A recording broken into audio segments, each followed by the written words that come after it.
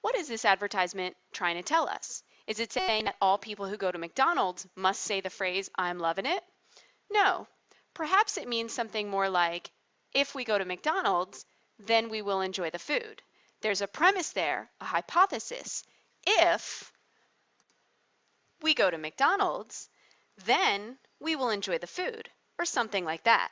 The premise being, we're going to go to McDonald's. The conclusion being, we will enjoy the food.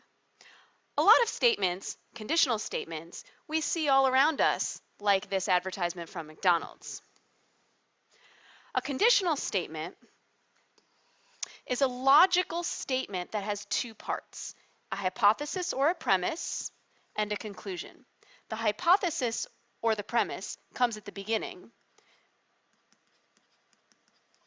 the conclusion at the end.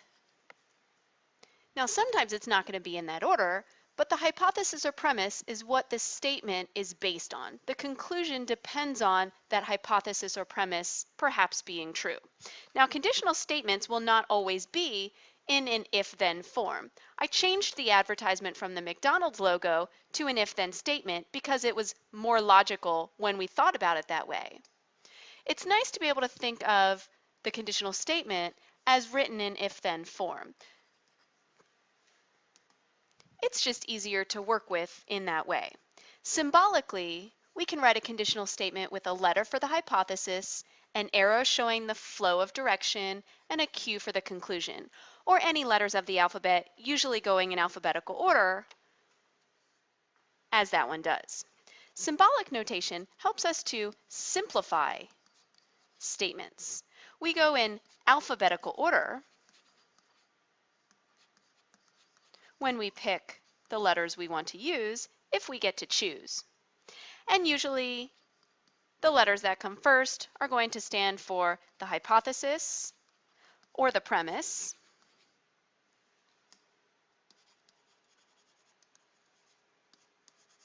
the Q for the conclusion, or what letter comes after what we've chosen in the alphabet, and the arrow is for direction, the direction of the flow. Let's look at some examples. Identify the hypothesis or premise and the conclusion of each statement. If the weather is warm, then we should go swimming. When a statement is already in if-then form, it's pretty clear to see the hypothesis or premise is everything that comes after the if, doesn't include the if. The conclusion, we should go swimming, is everything that comes after the then, doesn't include the then. The conclusion is based on the premise that the weather is warm is a true statement. If it's not in an if-then form, it's a little bit trickier. All Parkview students are patriots.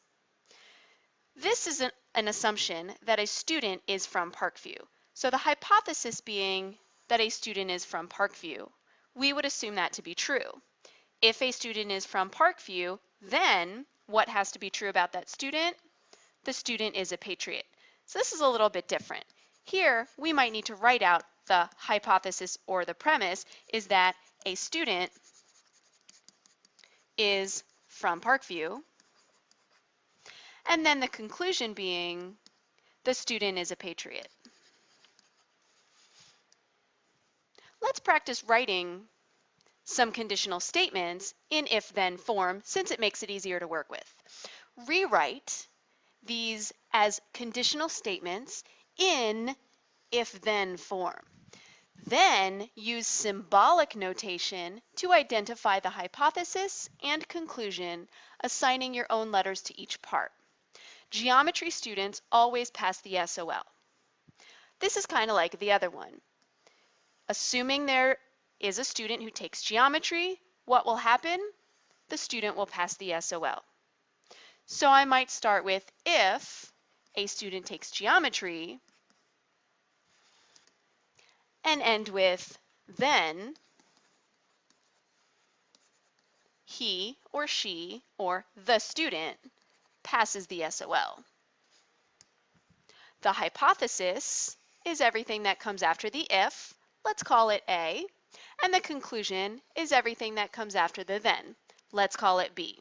Therefore, our statement would be translated as A, arrow B. How about you pause the video, take a look at number 4, and come back and see how you did. Now this one's a bit tricky because there's an if in the middle of the sentence. What does that mean? All of that is the hypothesis or the premise. If yesterday was Sunday, there's our hypothesis, then today is Monday. There's our conclusion according to the statement given to us. Let's call the hypothesis this time C and the conclusion D and write it as C, arrow D. So there's a nice little introduction to conditional statements and symbolic notation.